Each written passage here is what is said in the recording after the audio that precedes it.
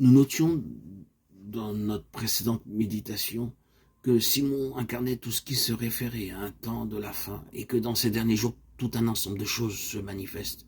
D'une part, il y a une impression de désintégration de ce qui a été, d'autre part, le pressentiment de quelque chose en suspens, d'une nouvelle situation et d'un nouvel ensemble de choses qui apparaissent. Nous pouvons nous demander ce qui restera de ce que voyons aujourd'hui, car un grand dépouillement a lieu, une grande séparation du spirituel et du temporel, même dans le domaine des choses de Dieu.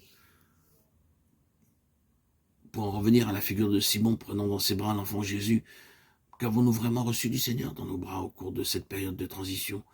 Combien de tout ce qui est associé au Seigneur se trouve inclus dans cet ordre et ce système purement terrestre, transitoire et temporel? Ce sont des questions très importantes et elles se posent forcément dans une période où les choses sont sur le point de changer. Une grande pression s'exerce et des conflits très graves se font jour.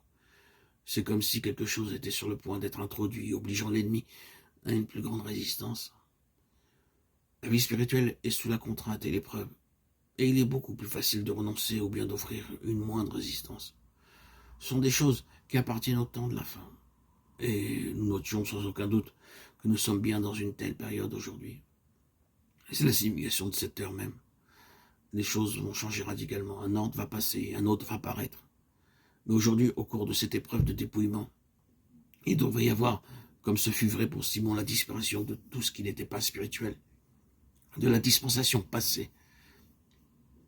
Et cette incorporation des valeurs spirituelles, des principes et des valeurs intrinsèques de ce qui vient, c'est très brièvement ce qui nous a principalement occupés dans notre précédente méditation.